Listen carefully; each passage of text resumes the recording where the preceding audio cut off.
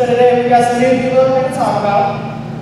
First one is the youngest recorded king that I know about, King Josiah. He's an interesting character, to say the least. But yeah, we'll get into him. He's a cool guy. He becomes the king. How many people know? How does someone become the king? Yeah.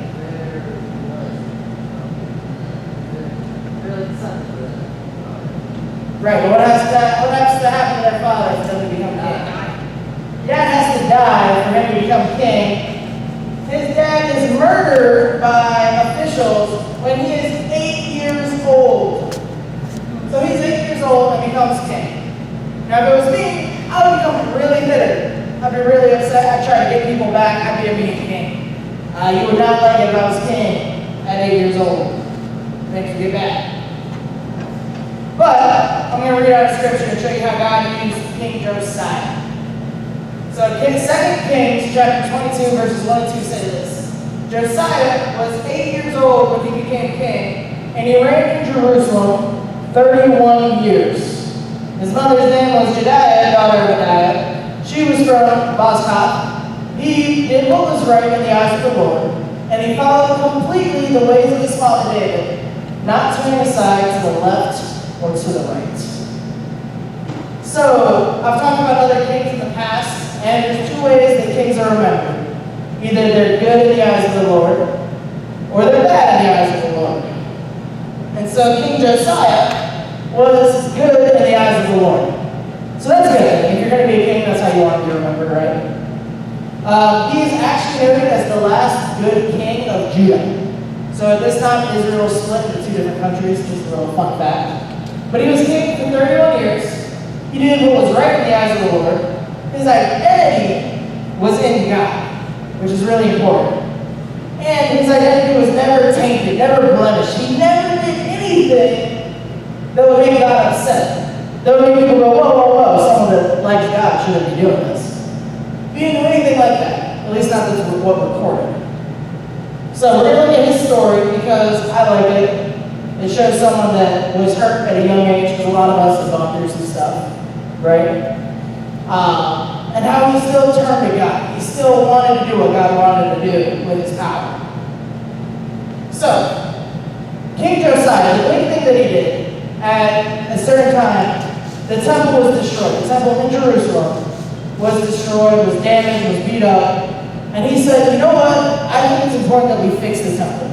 So the big thing that he wanted to do while he was king was fix the temple of God, of Yahweh, the King of Kings. He saw value in taking care of God's home. He said it's important that we take care of God because God takes care of us. We got to take care of God's home. And while he was doing this, he was showing everyone the value of being close to God. He saw the importance of people having a good relationship with God. And while people are in there, they find a book that hasn't been read in a long time. So, starting verse 10 through 13. Then Shaphan, the secretary, informed the king, Hilkiah the priest has given me a book. And Shaphan read from it in the presence of the king. When the king heard the words of the book of the law, he tore his robes. He gave these orders to Hilkiah the priest, Ahikam, son of Shaphan, Akbor, son of Micaiah, Shaphan, the secretary, and Isaiah, the king's attendant. Go and inquire of the Lord for me, for the people and for all of Judah, about what is written in this book that has been found. Great is the Lord's anger that burns against us, because those who have gone before us have not obeyed the words of this book. They have not acted in accordance with what is written there concerning us. A lot of confusing names we have to look past here. So, they found a book. It's the book of the law. So that's like Moses, the law that Moses wrote, is the book that they found that's been lost in the temple for who knows how long. And King Josiah here, he finds this, he goes, whoa.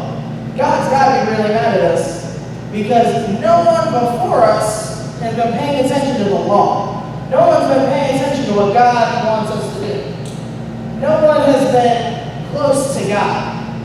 in a long time. And so he actually rips his robes, which when you're the king, you wear the nice clothes, and he rips them up. That's how mad he is. That's how ashamed he is for his people. Because they're not being close to God. They're not wanting to have that relationship with God. And he was so upset just because his nation that he was supposed to be leading wasn't close to God. And he said, you know what, we've got to do something about this. So he asks like 5 people that are close to him, hey, go pray, go talk to God and figure out what we need to do. Because this isn't right. We need to get our nation back on the right path. And this is what they come back with. In verses 18, it says, tell the king of Judah who sent you to inquire of the Lord, this is what the Lord, the God of Israel, says concerning the words you heard. Because your heart was responsive, and you humbled yourself before the Lord when you heard what I have spoken against this place and its people, that they would become a curse and be laid waste, and because you tore your robes and wept in my presence. I also have heard you, declares the Lord. So God's heard him weeping. God hears his pain. God hears how Josiah feels, and knows that Josiah is being sincere, that Josiah really wants this relationship. So the Lord says, therefore I will gather you to your ancestors, and you will be buried in peace. Your eyes will not see all the disaster I'm going to bring on this place. So God's saying, he's like, your people are going to go through some stuff.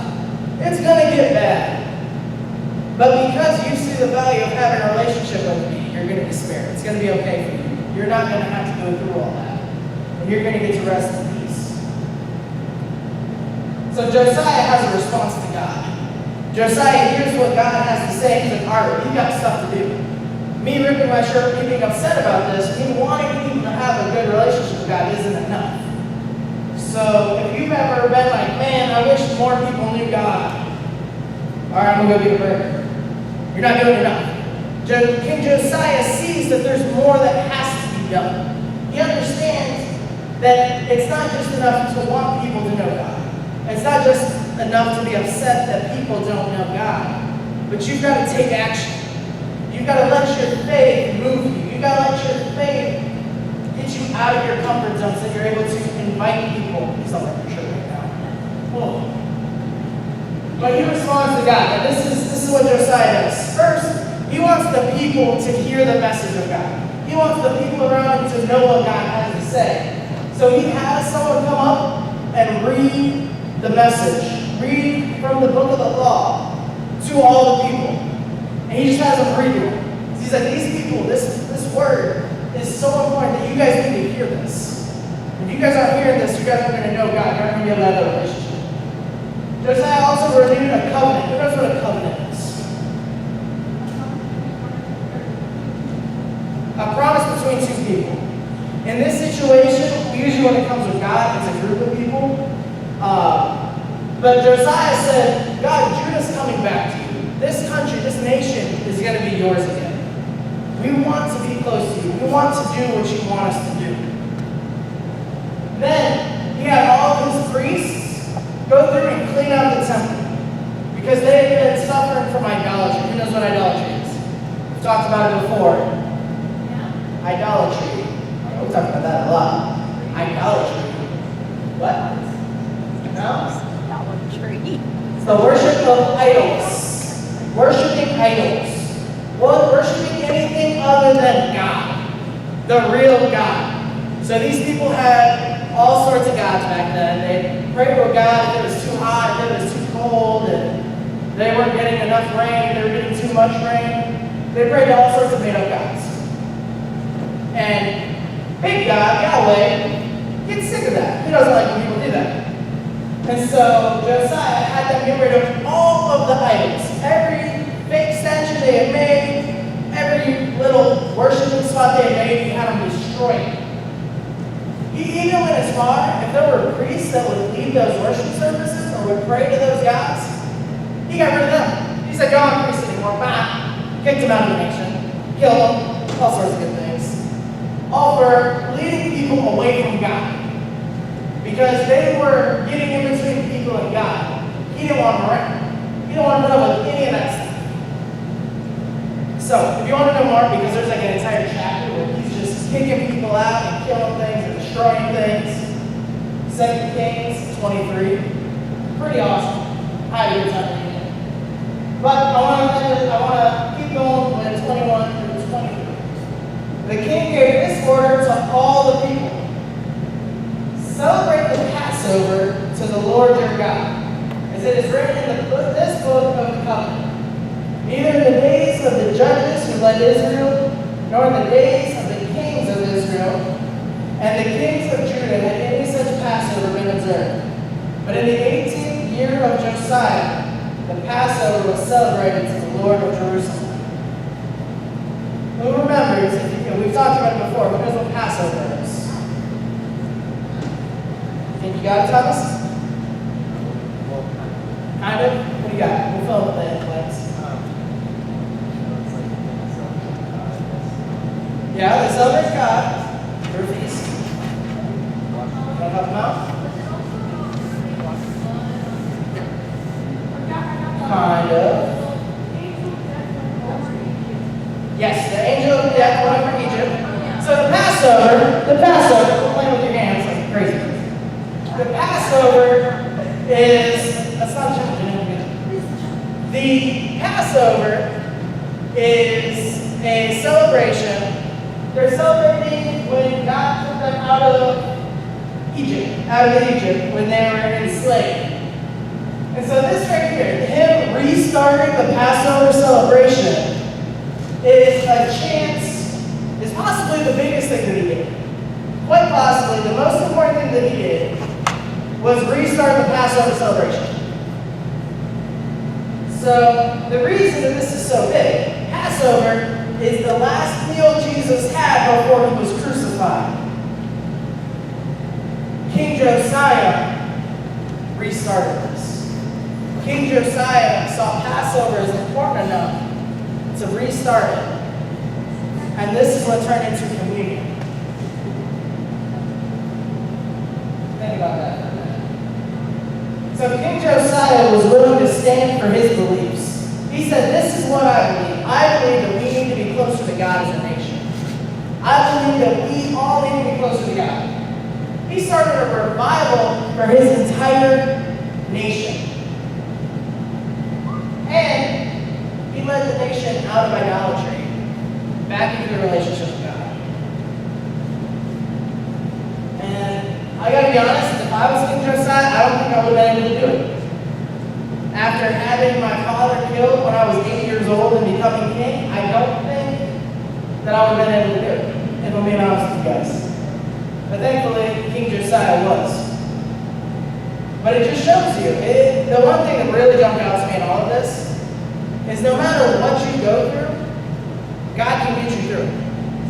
As long as you lean on God, no matter what's happened to you, no matter what hurt you've been through, your relationship with God can get you through that. And hopefully, that relationship with God is important enough for you to help other people see it. Help other people have their own relationship with God. Help other people see the value of knowing God.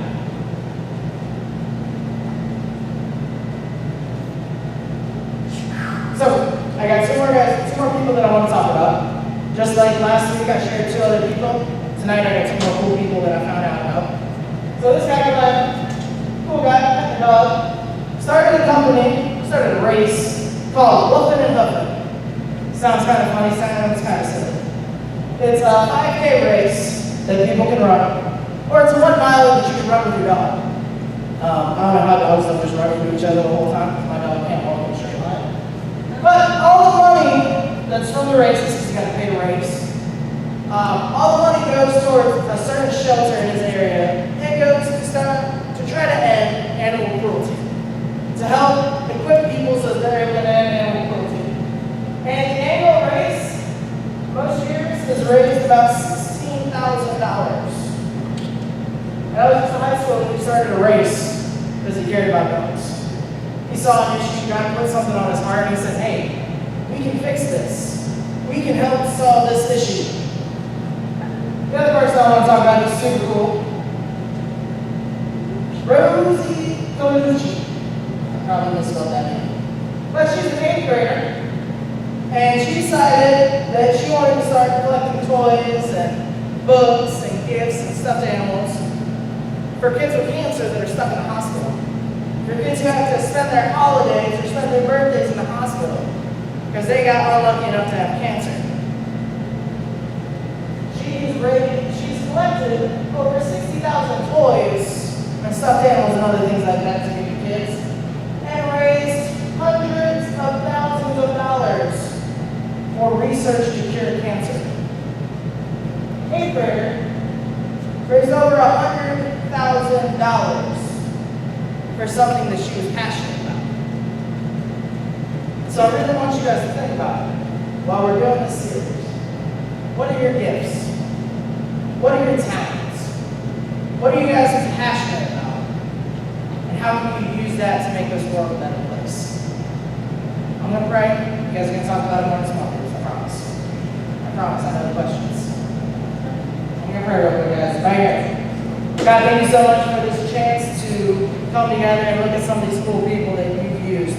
These people that are using their gifts and talents and not letting their age get in their way. We ask that you bless the small groups, help us to grow closer together, help us to take this time serious. In your name we pray. Amen.